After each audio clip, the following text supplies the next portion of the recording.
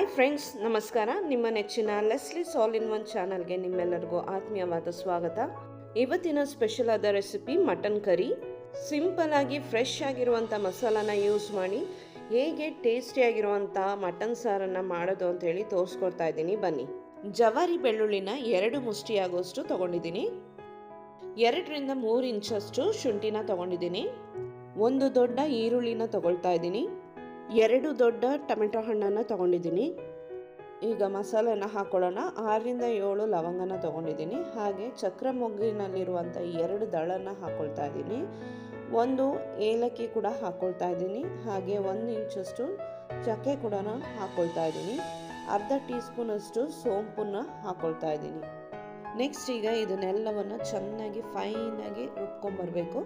ಇದಕ್ಕೆ ಯಾವುದೇ ಕಾರಣಕ್ಕೂ ನೀರು ಹಾಕೋ ಅವಶ್ಯಕತೆ ಇಲ್ಲ. ರುಬ್ಬಿರೋದಾಗಿದೆ. ಈಗ ನೀವು ನೋಡ್ತಾ ಇರ್ಬೋದು ಎಷ್ಟು ಫೈನಾಗಿ ಪೇಸ್ಟ್ ಆಗಿದೆ ಅಂತ. ಇಷ್ಟಾದರೆ ಸಾಕು. ನೆಕ್ಸ್ಟ್ ಇಲ್ಲಿ ಕುಕ್ಕರ್ನ ತೊಗೊಂಡಿದ್ದೀನಿ. 3 ರಿಂದ 4 ಟೇಬಲ್ ಸ್ಪೂನಷ್ಟು ಎಣ್ಣೆನ ಹಾಕ್ಕೊಳ್ತಾ ಇದ್ದೀನಿ. ಎಣ್ಣೆ ಬಿಸಿಯಾಗಿದ್ದ ತಕ್ಷಣ ಬಿರಿಯಾನಿಗೆ ಹಾಕುವಂಥ ಎಲೆನ ಹಾಕ್ಕೊಳ್ತಾ ಇದ್ದೀನಿ. ಹಾಗೆ 4 ಹಸಿರು ಮೆಣಸಿನ್ಕಾಯಿನ ಹಾಕ್ಕೊಳ್ತಾ ಇದ್ದೀನಿ. ಎಣ್ಣೆಯಲ್ಲಿ ಇವೆರಡು ಚೆನ್ನಾಗಿ ಫ್ರೈ ಆಗಬೇಕು. ಹೆಚ್ಚಿರುವಂಥ ಈರುಳ್ಳಿನ ಹಾಕ್ಕೊಳ್ತಾ ಇದ್ದೀನಿ. ಈರುಳ್ಳಿ ಚೆನ್ನಾಗಿ ಫ್ರೈ ಆಗಬೇಕು. ಗೋಲ್ಡನ್ ಬ್ರೌನ್ ಕಲರ್ ಬರೋ ತನಕ ಅದನ್ನು ಫ್ರೈ ಮಾಡಿದರೆ ಸಾಕು. ಈರುಳ್ಳಿ ಚೆನ್ನಾಗಿ ಫ್ರೈ ಆಗ್ತಾ ಇದೆ, ಗೋಲ್ಡನ್ ಬ್ರೌನ್ ಬಂದಿದೆ. 1 ಹುಳಿ ಟೊಮೆಟೊನ ಹಾಕ್ಕೊಳ್ತಾ ಇದ್ದೀನಿ. ಹುಳಿ ಟೊಮೆಟೊ ಹಾಕೋದ್ರಿಂದ ಸಾಂಬಾರು ತುಂಬ ಟೇಸ್ಟಾಗಿ ಬರುತ್ತೆ. ಟೊಮೆಟೊನ ಚೆನ್ನಾಗಿ ಫ್ರೈ ಮಾಡಬೇಕು, ಅದು ಮ್ಯಾಶ್ ಆಗೋ ತನಕ. ಹಾಗೆ ಅದು ಸಾಫ್ಟ್ ಆಗಲಿಕ್ಕೋಸ್ಕರ ಉಪ್ಪನ್ನ ಆ್ಯಡ್ ಮಾಡಬೇಕು. ಉಪ್ಪು ಹಾಕಾದ್ಮೇಲೆ ಇನ್ನೊಂದು 2 ನಿಮಿಷ ಟೊಮೆಟೊನ ಚೆನ್ನಾಗಿ ಫ್ರೈ ಮಾಡ್ಕೊಳ್ಳೋಣ. ಮುಂಚೆ ಏನು ಮಸಾಲಾನ ರುಬ್ಬಿಟ್ಕೊಂಡಿದ್ವಿ ಅದನ್ನು ಈಗ ಒಗ್ಗರಣೆಗೆ ಹಾಕ್ಕೊಳ್ತಾ ಇದ್ದೀನಿ. ಹಸಿ ಮಸಾಲಾನ ರುಬ್ಕೊಂಡಿರೋದ್ರಿಂದ ಎಣ್ಣೆಯಲ್ಲಿ ಚೆನ್ನಾಗಿ ಮಸಾಲಾನ ಫ್ರೈ ಮಾಡ್ಕೊಳ್ತಾ ಇದ್ದೀನಿ. ಮಸಾಲದಲ್ಲಿರುವಂತಹ ಹಸಿ ವಾಸನೆ ಹೋಗೋ ತನಕ ನಾನು ಇದನ್ನು ಫ್ರೈ ಮಾಡ್ಕೊಳ್ತೀನಿ. ಚೆನ್ನಾಗಿ ಇದನ್ನು ಫ್ರೈ ಮಾಡ್ಕೋಬೇಕು. ಅರ್ಧ ಟೀ ಸ್ಪೂನಷ್ಟು ಅರಿಶಿನ ಪುಡಿನ ಹಾಕ್ಕೊಳ್ತಾ ಇದ್ದೀನಿ. ಮಸಾಲಾನ ಚೆನ್ನಾಗಿ ಫ್ರೈ ಮಾಡ್ಕೊಳ್ತಾ ಇದ್ದೀನಿ. ಮಸಾಲ ಚೆನ್ನಾಗಿ ಫ್ರೈ ಆಗಬೇಕು, ಅಂದರೆ ಸೈಡಿಗೆಲ್ಲ ಎಣ್ಣೆ ಬಿಟ್ಟು ಬಂದಾಗ ಅದು ಚೆನ್ನಾಗಿ ಫ್ರೈ ಆಗಿದೆ ಅಂಥೇಳಿ. ನೆಕ್ಸ್ಟ್ ಇದಕ್ಕೆ ನಾನು 1 kg ಆಗೋಷ್ಟು ಮಟನನ್ನು ಆ್ಯಡ್ ಮಾಡ್ಕೊಳ್ತಾ ಇದ್ದೀನಿ. ಮಟನ್ನ ಮಸಾಲ ಜೊತೆ ಚೆನ್ನಾಗಿ ಮಿಕ್ಸ್ ಮಾಡ್ಕೊಳ್ತಾ ಇದ್ದೀನಿ.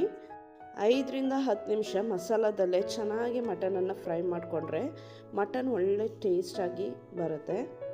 ಮಟನ್ ಬೇಯಲಿಕ್ಕೋಸ್ಕರ ಈಗ ಸ್ವಲ್ಪ ನೀರನ್ನ ಹಾಕ್ಕೊಳ್ತಾ ಇದ್ದೀನಿ. ಒಮ್ಮೆ ಇದನ್ನು ಚೆನ್ನಾಗಿ ಮಿಕ್ಸ್ ಮಾಡ್ಕೊಳ್ಳೋಣ. ಇಲ್ಲಿ ನಾನು 2 ಟೇಬಲ್ ಸ್ಪೂನ್ ಆಗುವಷ್ಟು ಖಾರದ ಪುಡಿನ ಹಾಕ್ಕೊಳ್ತಾ ಇದ್ದೀನಿ. ಒಂದು ವೇಳೆ ನಿಮಗೆ ಖಾರ ಜಾಸ್ತಿ ಬೇಕು ಅಂತ ಅನಿಸ್ತು ಅಂದರೆ ಖಾರದ ಪುಡಿನ ನೀವು ಜಾಸ್ತಿ ಹಾಕೋಬೋದು. ಇಲ್ಲಿ 2 ಟೀ ಸ್ಪೂನ್ ಅಷ್ಟು ಧನಿಯಾ ಪುಡಿನ ಹಾಕ್ಕೊಳ್ತಾ ಇದ್ದೀನಿ. ಧನಿಯಾ ಪುಡಿ ಹಾಕೋದ್ರಿಂದ ಸಾರು ಟೇಸ್ಟ್ ಮಾತ್ರ ಸೂಪರಾಗಿ ಬರುತ್ತೆ. ಈಗ ಪೌಡರ್ ಹಾಕಿರೋದ್ರಿಂದ ಎಲ್ಲ ಚೆನ್ನಾಗಿ ಮಿಕ್ಸ್ ಮಾಡ್ಕೊಳ್ತಾ ಇದ್ದೀನಿ.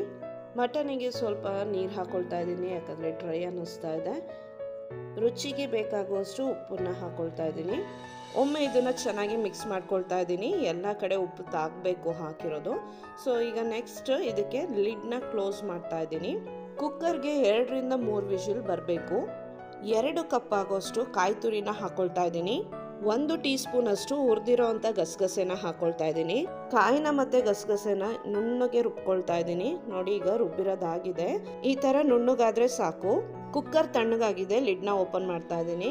ಚೆನ್ನಾಗಿ ಕುದಿ ಬರ್ತಾ ಇದೆ. ನೆಕ್ಸ್ಟ್ ಈಗ 2 ಟೀ ಸ್ಪೂನ್ ಅಷ್ಟು ಬಾದ್ಶಾ ಮಟನ್ ಮಸಾಲಾನ ಹಾಕ್ಕೊಳ್ತಾ ಇದ್ದೀನಿ. ಬಾದ್ಶಾ ಮಟನ್ ಮಸಾಲ ಹಾಕೋದ್ರಿಂದ ಸಾಂಬಾರು ತುಂಬ ಟೇಸ್ಟಾಗಿ ಬರುತ್ತೆ. ಒಂದು ವೇಳೆ ನಿಮ್ಮ ಹತ್ರ ಬಾದ್ಶಾ ಮಟನ್ ಮಸಾಲ ಇಲ್ಲ ಅಂದರೆ ಬೇರೆ ಯಾವುದಾದ್ರೂ ಪ್ರಾಡಕ್ಟ್ ಇದೆ ಅಂತ ಅಂದರೆ ನೀವು ಅದನ್ನು ಕೂಡ ಯೂಸ್ ಮಾಡ್ಕೋಬೋದು. ಒಮ್ಮೆ ಎಲ್ಲವನ್ನು ಚೆನ್ನಾಗಿ ಮಿಕ್ಸ್ ಮಾಡ್ಕೊಳ್ಳೋಣ. ಸ್ವಲ್ಪ ಫ್ಲೇವರ್ ಬರಲಿಕ್ಕೋಸ್ಕರ ಕೊತ್ತಂಬರಿ ಸೊಪ್ಪನ್ನು ಹಾಕ್ತಾ ಇದ್ದೀನಿ. ಈಗ ಮುಂಚೆ ಏನು ರುಬ್ಬಿಟ್ಕೊಂಡಿದ್ವಿ ಕಾಯಿನ ಅದನ್ನು ಹಾಕ್ಕೊಳ್ತಾ ಇದ್ದೀನಿ. ಈಗ ಚೆನ್ನಾಗಿ ಇದನ್ನು ಮಿಕ್ಸ್ ಮಾಡ್ಕೊಳ್ಳೋಣ. ಮಿಕ್ಸ್ ಮಾಡಿ ಇದು ಚೆನ್ನಾಗಿ ಬಾಯ್ಲ್ ಆಗಬೇಕು, ಕುದಿ ಬರಬೇಕು.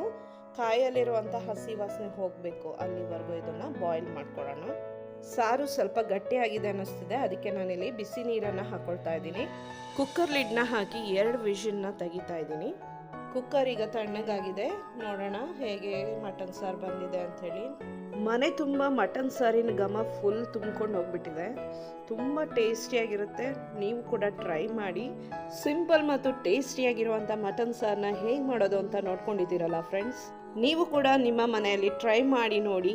ಹಾಗೆ ಈ ವಿಡಿಯೋ ನಿಮಗೆ ಇಷ್ಟ ಆಗಿದ್ರೆ ದಯವಿಟ್ಟು ನಿಮ್ಮ ಫ್ರೆಂಡ್ಸ್ ಮತ್ತು ಫ್ಯಾಮಿಲಿ ಮೆಂಬರ್ಸ್ಗೆ ಶೇರ್ ಮಾಡಿ. ನೀವೇನಾದರೂ ನನ್ನ ಚಾನಲ್ನ ಮೊದಲನೇ ಬಾರಿಗೆ ನೋಡ್ತಾ ಇದ್ದೀರಾ ಆದರೆ ದಯವಿಟ್ಟು ಸಬ್ಸ್ಕ್ರೈಬ್ ಮಾಡ್ಕೊಳ್ಳಿ, ಪಕ್ಕದಲ್ಲಿ ಬರುವಂಥ ಬೆಲ್ ಐಕನ್ನ ಪ್ರೆಸ್ ಮಾಡಿ. ನಾನು ಹಾಕುವಂಥ ಪ್ರತಿಯೊಂದು ವಿಡಿಯೋ ಕೂಡ ನಿಮಗೆ ಬಂದು ತಲುಪುತ್ತೆ. Thank you so much.